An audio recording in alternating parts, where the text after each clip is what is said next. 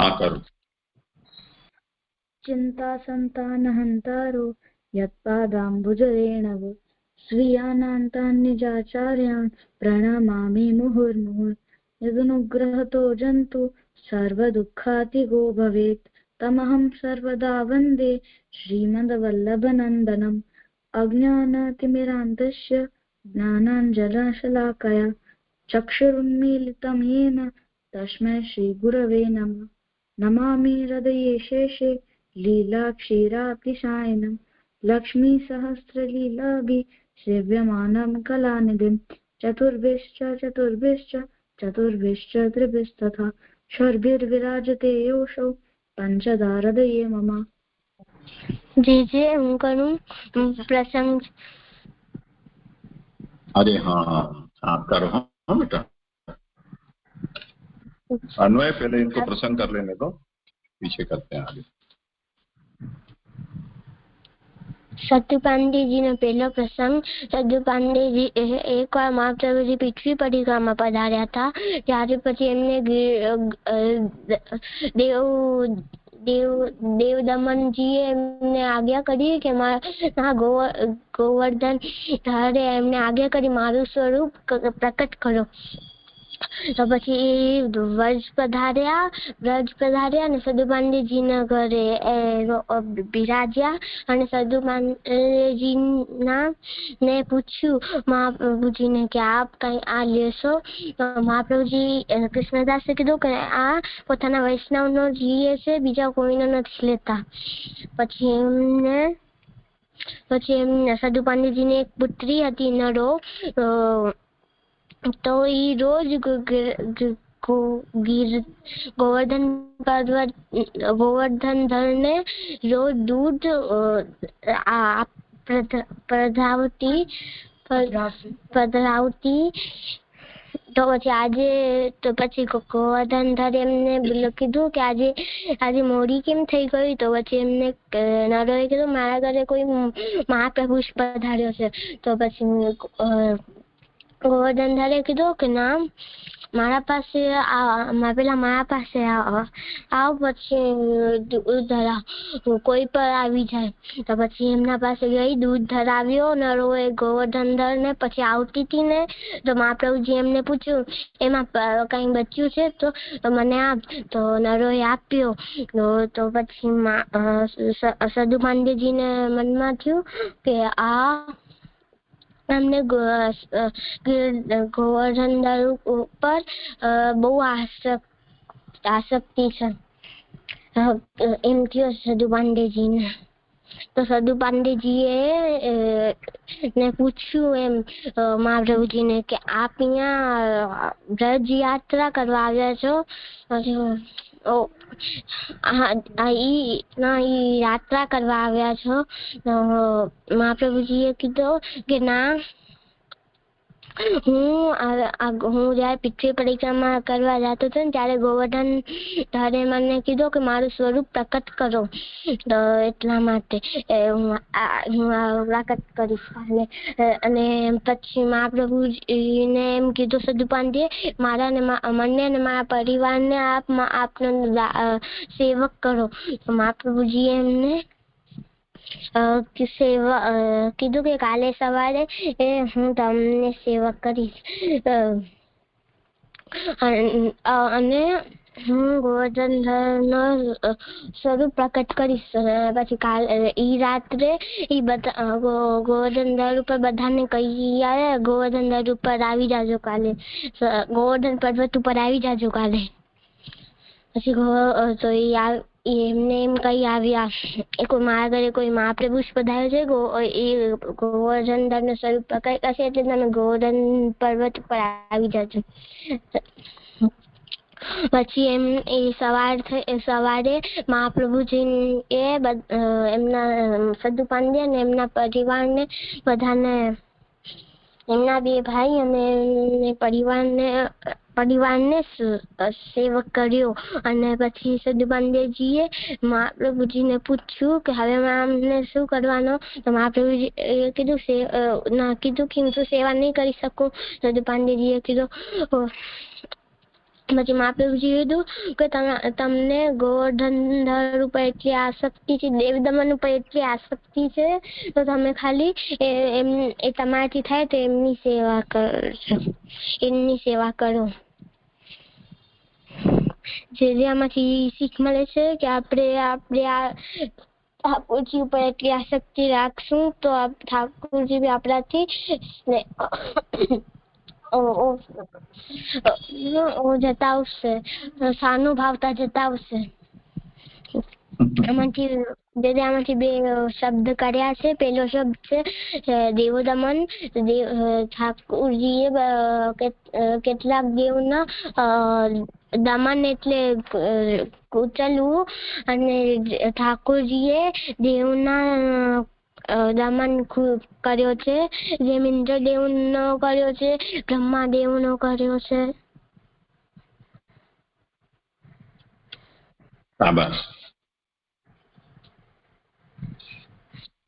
બીજો શબ્દ શું છે? વ્રજ એક ચલતો ફરતો ક્રમ છે. વ્રજમાં ગાય એક જગ્યા ઘાસ પૂરી થઈ જાય તો બીજી જગ્યા જવું પડે, એટલા માટે એને ચાલતો ફરતો કહે. અને વ્રજને ગોકુલ બી કહેવાય. ગો એટલે ગાય અને કુલ એટલે ગાય નો કુલ. થઈ ગયું.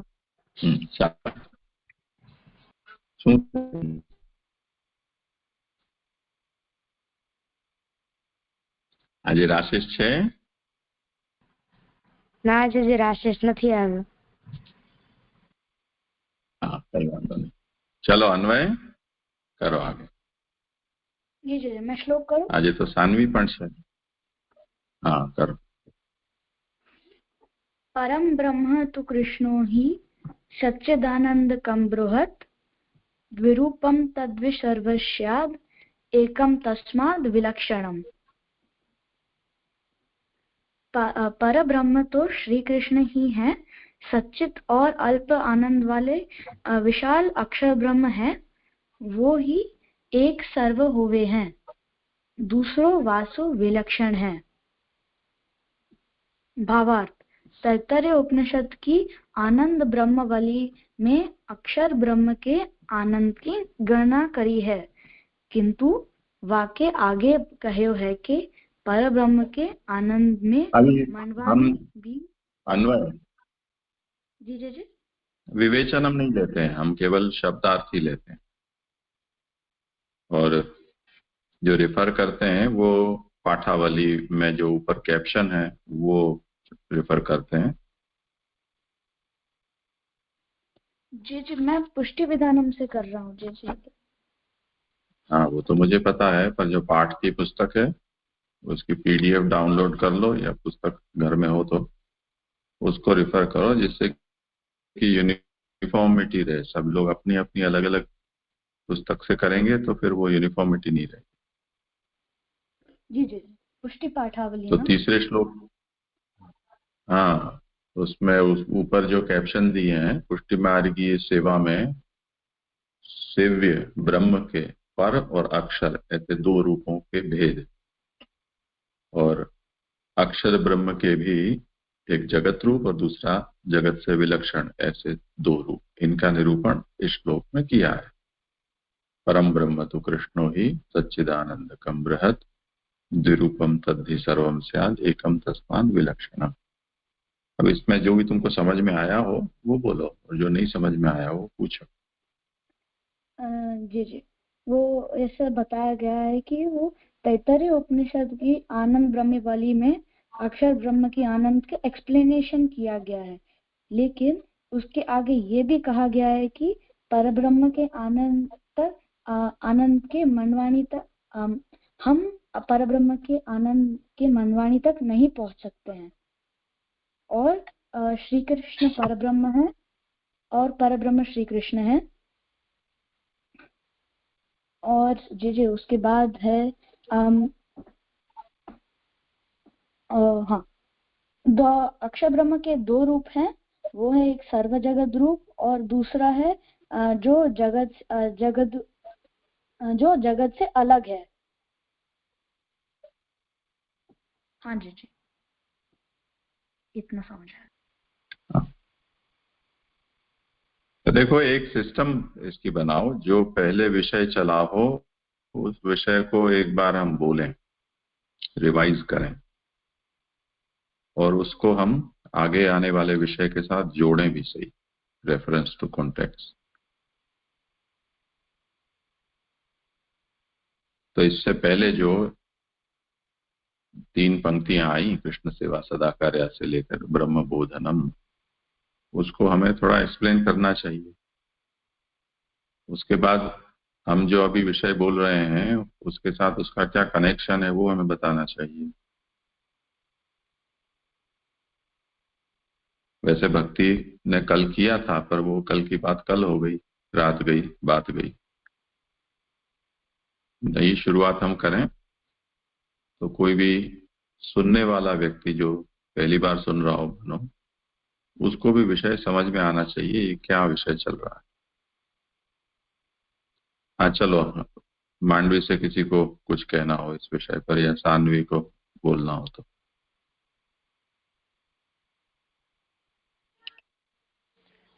જયજી હું બોલું? દનત પ્રણામ જયજી। એટલે આ શ્લોકમાં મને એવી સમજ પડી હતી કે અહીંયા અક્ષય બ્રહ્મ પરબ્રહ્મ અને અક્ષય બ્રહ્મના વિષયમાં બતાવે છે કે આપના સેવ્ય પરબ્રહ્મ શ્રી કૃષ્ણ છે, જે અક્ષય બ્રહ્મથી પણ ઉપર છે। અને અહીંયા આપણે પરબ્રહ્મ અને અક્ષય બ્રહ્મ સિક્કાના જે બે સાઇડ્સ હોય એવી રીતે એમની સંબંધ છે પરબ્રહ્મ અને અક્ષય બ્રહ્મ વચ્ચે। અને અક્ષય બ્રહ્મ જગત રૂપ તરીકે પ્રગટ થયા છે।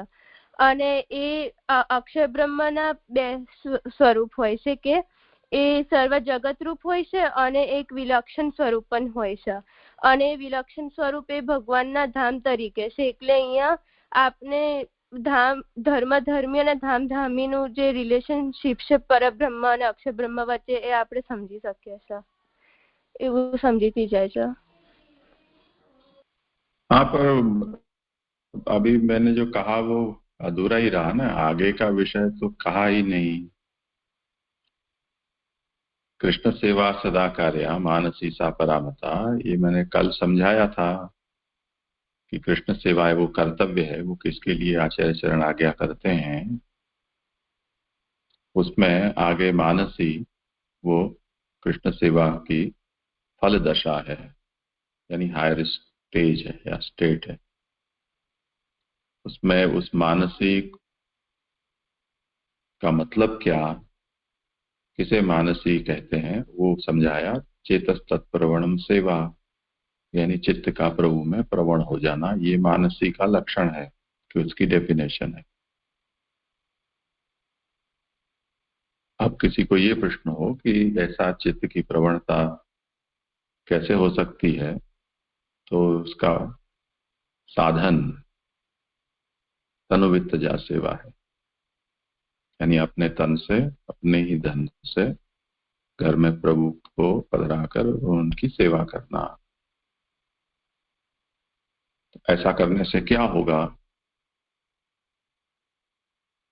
तो उसके 2 बाय प्रोडक्ट या उसके 2 फल बताए हैं, अवान्तर फल जिनको कहते हैं।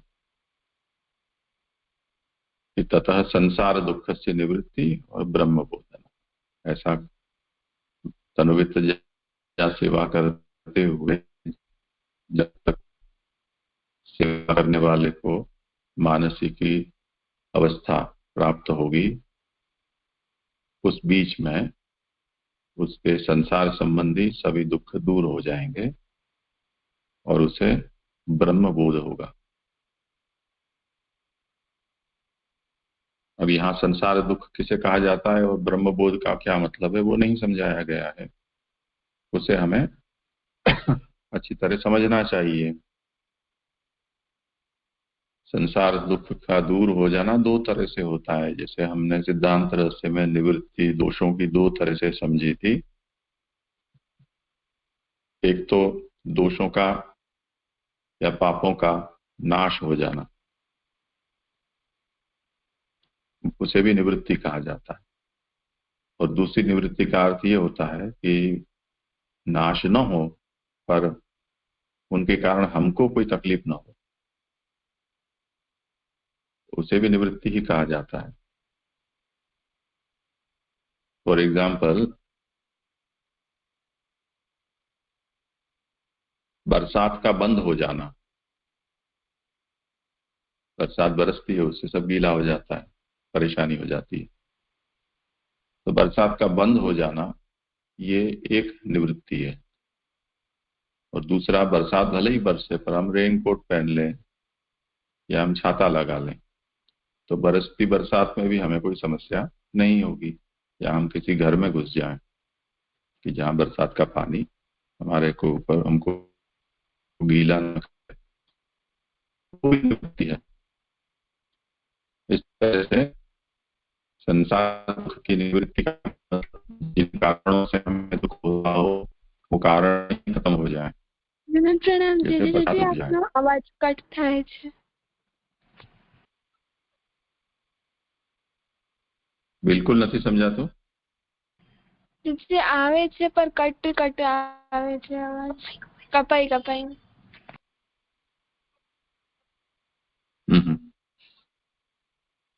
ठीक है, कोशिश करता हूं। तो दो तरह से निवृत्ति होती है, एक दोषों का नाश या दुख का नाश हो जाना, ये एक प्रकार है। और दूसरा, दोष या दुख वहीं रहे पर हमें वो दुख रूप लगे ही नहीं, यानी हम इतने स्ट्रांग हो जाएं या हमारा मन प्रभु में ऐसा लग जाए कि वो होते हुए भी हमें उसका अनुभव न हो। तो संसार दुख की निवृत्ति प्रभु की सेवा करने वाले को दोनों तरह से होती है। जैसे जैसे मन प्रभु में लगता जाता है ऐसा ऐसा है दूसरे सब विषयों में से हमारा मन हट जाता है, तो हमें वो दुख होते वहां खड़े हों फिर भी हमें वो दुख रूप नहीं लगते हैं। और आगे जाकर प्रभु कृपा करें तो उसका ऐसा भी प्रभाव हो सकता है कि जहां से दुख आते हों वो दुख ही खत्म हो जाए। उसमें जो पहले वाला प्रकार है दुख की निवृत्ति का, उसका उदाहरण हम राजा आस्करण से समझ सकते हैं। एक बार राजा आस्करण ठाकुर जी के श्रृंगार धरा रहे थे तो उनके महल में कोई चोर आ गया और चोर को ऐसा लगा कि शायद मुझे राजा ने देख लिया है, तो उसने अपने बचाव में राजा के ऊपर तीर चलाया, जो तीर राजा की पीठ में घुस गया। पर राजा ठाकुर जी के श्रृंगार में इतने तल्लीन थे कि उनके शरीर में तीर घुस गया उसका भी उनको पता नहीं था। जैसे कोई मच्छर काटे और बैठा हो, हमको खून चूस रहा और हमें उसका ध्यान न रहे, उस तरह से। तो ये जो बात है वो ऐसी है कि दुख का कारण तो है पर हमें दुख का अनुभव नहीं होता हो।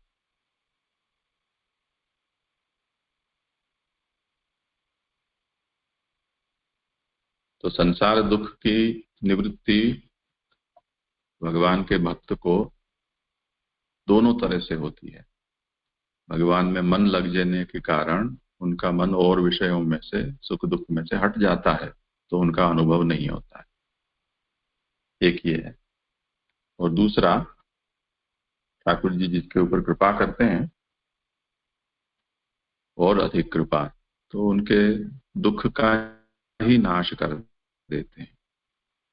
जैसे प्रहलाद जी के ऊपर दुख आते थे हिरण्यकशिपु की ओर से, पर हर बार ठाकुर जी उनको बचा लेते थे।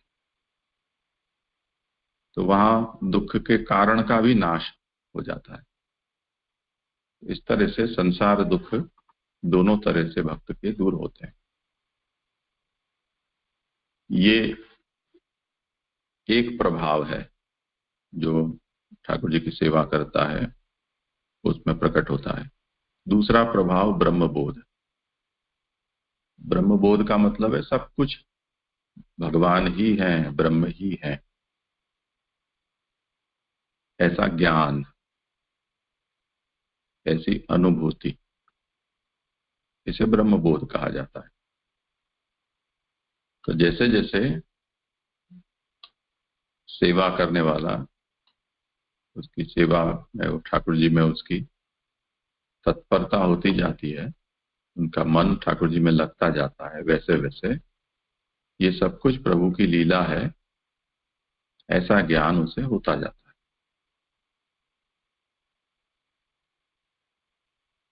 अब यहाँ पर अभी तक हमने जो विषय का विचार किया वो पूरा हुआ था। अब उसके बाद नया विषय शुरू कर रहे हैं महाप्रभु जी कि सेवा करने वाले को ब्रह्मबोध होता है, तो ब्रह्म क्या वस्तु है। तो शास्त्र में ब्रह्म शब्द का प्रयोग दो तरह से हुआ है, एक परब्रह्म और एक अक्षर ब्रह्म।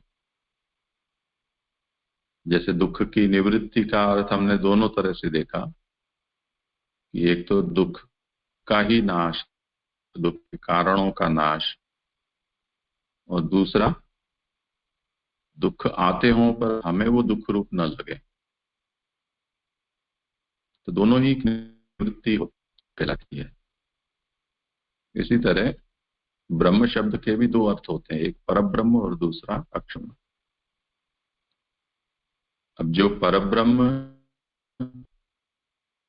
और अक्षर ब्रह्म, उसमें क्या अंतर है, क्योंकि सेवा करने वाले को ब्रह्मबोध होता है ऐसा कहा, तो वो ब्रह्मबोध कौन सा ब्रह्मबोध, उसे हमें स्पष्ट करना चाहिए। तो यहाँ पर महाप्रभु ने उसे स्पष्ट किया है कि ब्रह्म में एक तो ब्रह्म जिसे परब्रह्म कहा जाता है जो श्री कृष्ण है, और परब्रह्म का ही एक दूसरा रूप है जिसको बृहत कहा जाता है या जिसे अक्षर ब्रह्म कहा जाता है।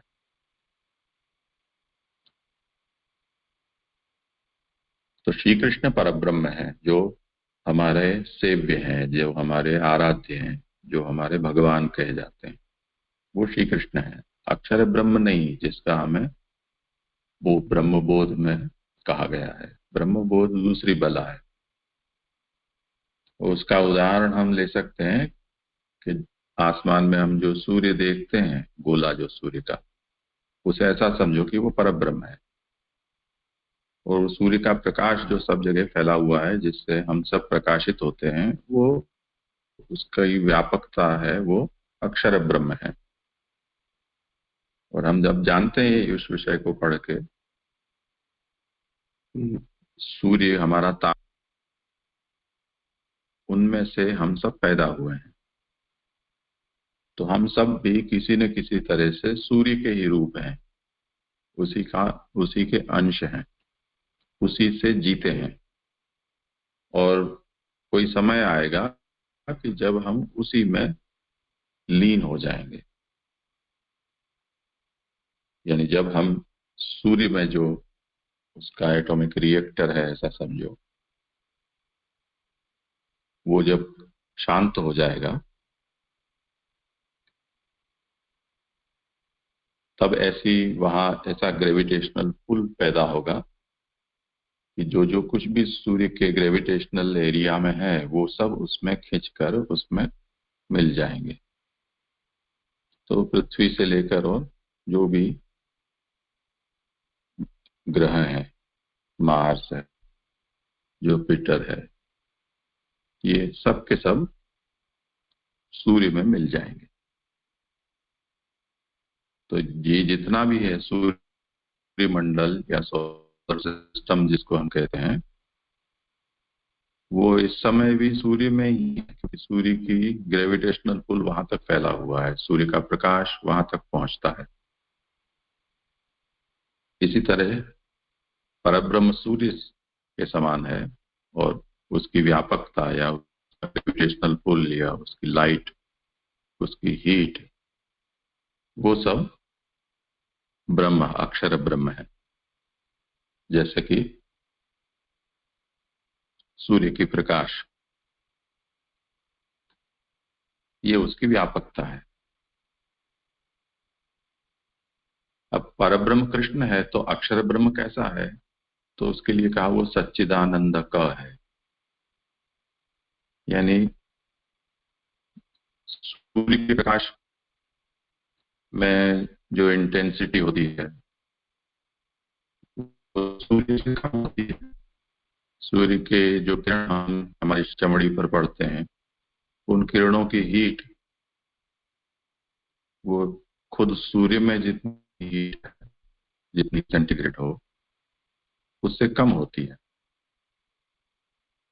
जैसे हम हमारी चमड़ी पर सूर्य का प्रकाश झेल सकते हैं, पर सूर्य को छूने जाएं तो हम राख हो जाएं।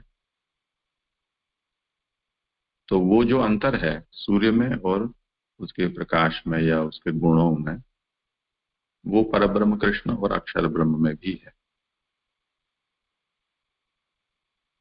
ये महाप्रभु इसलिए बताते हैं कि बहुत ऐसे लोग हैं जो ऐसा समझते हैं शास्त्र को ही पढ़कर कि अंतिम जो तत्व है या अल्टीमेट रियलिटी है वो अक्षर ब्रह्म है, ऐसा समझते हैं। तो उनको समझाने के लिए महाप्रभु ने ये कहा है कि अक्षर ब्रह्म अल्टीमेट रियलिटी या अंतिम तत्व या परम तत्व नहीं है। परम तत्व तो परब्रह्म है। वो जब चाहते हैं तब एक व्यापक रूप अपना धारण करते हैं जो अक्षर ब्रह्म बनता है।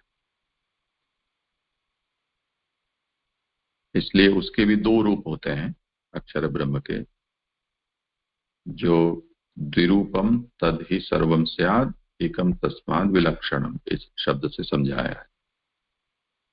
तद ही अक्षरम, वो जो अक्षर है, या जिसे इस श्लोक में महाप्रभु ने बृहत कहा है, वो सच्चिदानंद बृहत अक्षर ब्रह्म जो है वो द्विरूपम, वो दो रूपों वाला है।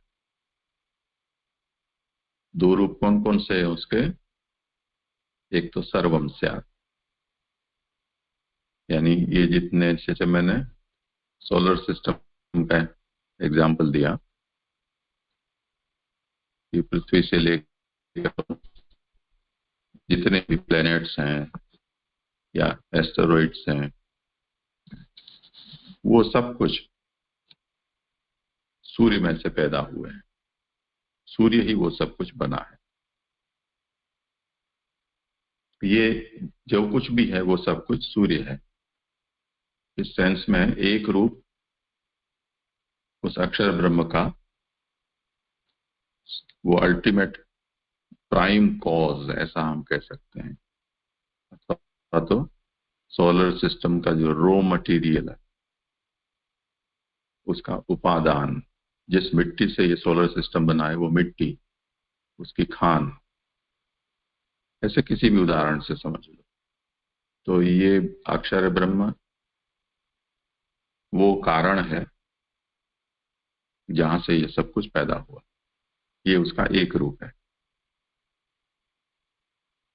और एकम तस्माद विलक्षणम, दूसरा जो अक्षर का रूप है वो उससे विलक्षण है, उससे यूनिक है। वो यूनिकनेस उसमें क्या है कि वो अक्षर ब्रह्म है, वो भगवान का निवास है, रहने की जगह, उनका धाम, अकोट।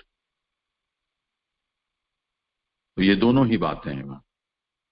जैसे कई लोगों को आप देखा हो कि जो उनकी दुकान और उनका घर साथ में होता है, फैक्ट्री और फैक्ट्री में उनका रहने का, खेत और खेत में उनका घर। तो जहां से ये सब कुछ प्रोडक्शन होता है या जहां से सब एक्टिविटी चलती है वो भी वही जगह है, वर्किंग एरिया या फील्ड, और रहने का भी। तो जो आदमी से आ गया किसान के पास कि चलो फसल अब तैयार हो गई होगी तो मैं उसके पास से लेकर आऊं, खरीद कर आऊं। वो फोन करके पूछेगा मैं कहाँ आऊं, तो वो कहेगा मेरे खेत पर आ जाओ। दूसरा फोन आएगा अचानक कोई रिश्तेदार का, वो पूछेगा कि मुझे आपसे मिलना है, कहाँ आऊं, तो कहेगा मेरे खेत पर आ जाओ। दोनों का एड्रेस एक ही है, क्योंकि वो ही खेत, वहां उसकी जो खेती की उपज है यानी एग्रीकल्चर प्रोडक्ट्स हैं वो भी सब वहीं पर आते हैं और वहीं पर से मिलेंगे। और क्योंकि वो रहता भी वहीं है इसलिए जो उसके गेस्ट हैं वो वहीं पर आएंगे। पर दोनों इकट्ठे होकर और पूछेंगे कहाँ जा रहे हो, तो एक कहेगा कि मैं किसान के घर जा रहा हूँ, दूसरा कहेगा मैं किसान के खेत में जा रहा हूँ। रास्ते दोनों वहीं जाकर खत्म होंगे। और जो किसान के घर जाने की सोच रहा है उसको किसान के घर में घुसने मिलेगा। उसको वो किसान ये नहीं कहेगा खेत में खड़े रहो। और जो व्यक्ति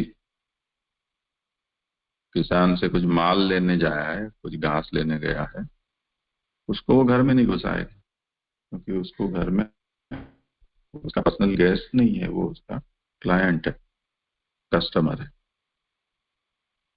तो उस तरह से ये एक ही अक्षर है, वो दोनों तरह से बिहेव करता है, उसके दोनों ही एस्पेक्ट्स हैं। एक तो वो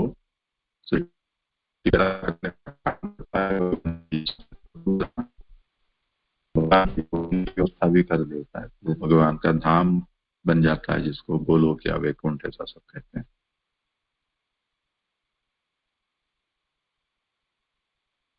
अब इस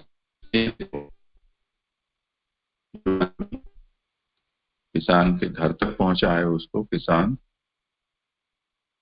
घर के मालिक के रूप में मिलेगा, पर्सनल गेस्ट के रूप में वो उसका स्वागत करेगा।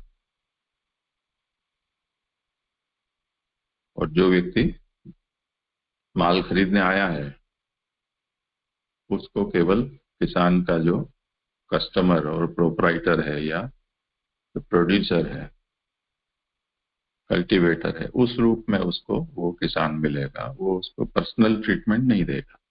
इतना अंतर अप्रोच में हो जाएगा। इस तरह से ये अल्टीमेट ट्रुथ जो है वो अक्षर ब्रह्म ही है, क्योंकि वही सब कुछ बना है, वही सृष्टि रूप है, जड़ चेतन सब कुछ वही है। उससे आगे वो अक्षर का जो स्वामी है वो किसान, उसके रूप में परब्रह्म श्री कृष्ण को जो नहीं जानता है या समझता है उसको अक्षर की ही प्राप्ति होती, उसको पुरुषोत्तम श्री कृष्ण की प्राप्ति नहीं होती। और जो आदमी किसान का पर्सनल गेस्ट बन के जाता है वो किसान के घर में भी जा सकता है, किसान के खेत में भी चाहे तो घूम सकता है। वो खेत में जो कुछ भी उपलब्ध है वस्तु वो बिना पैसे के खर्चे के उसका आनंद भी ले सकता है, कुएं का पानी भी पी सकता है, खेत के पेड़ों में झूल भी सकता है। तो उसे वो सब कुछ उपलब्ध है जो किसान को उपलब्ध है। तो इस तरह से ये जो अक्षर ब्रह्म है उसमें दो बातें आ गई। और ये बात महाप्रभु ने इसमें समझाई कि अक्षर ब्रह्म है उसके उससे श्रेष्ठ पर ब्रह्म है, और जो कृष्ण की भक्ति करता है उसको पर ब्रह्म श्री कृष्ण की प्राप्ति होती है। और जो अक्षर ब्रह्म जो ये सृष्टि रूप बना है उसी को जो अंतिम मानता है उसको श्री कृष्ण की प्राप्ति नहीं होती है, उसको अक्षर रूप की ही प्राप्ति होती है। ये बात यहाँ पर समझाई जा रही। आया समझ में? भक्ति, सानवी, अन्वय? हाँ जय हाँ जय जय। जी मुझे अक्षर ब्रह्म के अरे दूसरा कौन बोली हो? जी हाँ बोलो। अक्षर ब्रह्म का दूसरा रूप समझ नहीं आया। हाँ सानवी समझाओ। હા જી અચ્છા એટલે અક્ષર બ્રહ્મ ના અહીંયા બે રૂપ બતાવ્યા છે કે અક્ષર બ્રહ્મ જગત રૂપે પણ પ્રગટ થયા છે અને એનાથી પણ વિલક્ષણ એટલે જે ભગવાનના ધામ તરીકે એટલે ભગવાન જ્યાં વાસ કરે છે એમનું જે વૈકુંઠ ધામ છે એ જ અક્ષર બ્રહ્મ તરીકે છે એટલે આપણે એવી રીતે સમજી શકીએ કે અહીંયા જે ધર્મી અને ધામધામી અહીંયા રિલેશનશીપ બતાવે છે કે જેવી રીતે સૂર્ય અને સૂર્યના કિરણો એવી રીતે અક્ષર બ્રહ્મ પરબ્રહ્મ અને અક્ષર બ્રહ્મ છે અને એટલે અક્ષર બ્રહ્મમાં ઓછું આનંદ છે જ્યારે પરબ્રહ્મમાં વધારે આનંદ છે અને પછી જે ધામધામી એટલે જે ભગવાન અક્ષર બ્રહ્મ ધામ છે જ્યારે ધામમાં રહેનારા એ ધામી એ પરબ્રહ્મ છે એટલે આ અક્ષર બ્રહ્મના બે રૂપ થયા એ સમજી જાય છે। भक्ति कुछ कहना हो तो? जी मुझे इसमें ये कहना है कि जो जैसे आपने अभी समझाया कि जो किसान है वही जो उसका जो उससे कोई अनाज लेने आएगा तो वो उसको वही मतलब कि वही किसान उसको अलग ट्रीट देगा और कोई मेहमान आएगा तो उसको अलग ट्रीट देगा। वैसे ही अक्षर ब्रह्म है वही जगत रूप है। तो जो अक्षर ब्रह्म ही जगत रूप है और अक्षर ब्रह्म ही विलक्षण रूप है मतलब कि अल्टीमेट ट्रुथ है। तो जो धर्म है वो मतलब कि हम जो जड़ जीव है वो अक्षर ब्रह्म है पर जो उसको प्राप्ति होगी जो ऐसा मानेगा कि अक्षर ब्रह्म ही सब अक्षर ब्रह्म ही परम अंतिम तत्व है परम तत्व है तो उसको अक्षर ब्रह्म मिलेगा। अगर वो ऐसे मानेगा कि पर ब्रह्म ही परम तत्व है तो उन्हें पर ब्रह्म मिलेगा ठाकुर श्री कृष्ण मिलेंगे। तो मुझे इसमें से ये समझ में आया। अन्वय समझ गए? जी मैं समझ गया। ये ब्रह्म के दो रूप हैं वो उसमें अक्षर ब्रह्म और पर ब्रह्म है। अक्षर ब्रह्म के भी और दो रूप हैं वो जगत रूप और वे जगत रूप मतलब जो जगत में सब कुछ है और और एक रूप है जगत रूप से अलग मतलब जो जगत से बाहर है वो और जी और एक और पर ब्रह्म है। और जो आदमी और अक्षर ब्रह्म में कम आनंद होता है और पर ब्रह्म में ज्यादा आनंद होता है। और जो आदमी परब्रह्म को समझ नहीं सकता है उसको अक्षर ब्रह्म प्राप्त होता है। और लेकिन जिसको परब्रह्म का समझ होता परब्रह्म का समझ होता है उसको परब्रह्म प्राप्त होता है। जी मैं ठीक समझा? हाँ ठीक है ठीक है आज यहाँ इतना रखते हैं। हाँ बोलो कुछ पूछना है? जी यहाँ पे ऐसा लिखा है कि सच्चिदानंद अक्षर ब्रह्म सच्चिदानंद रूप है तो सच्चिदानंद मतलब क्या? हाँ वो कल कर लेते हैं।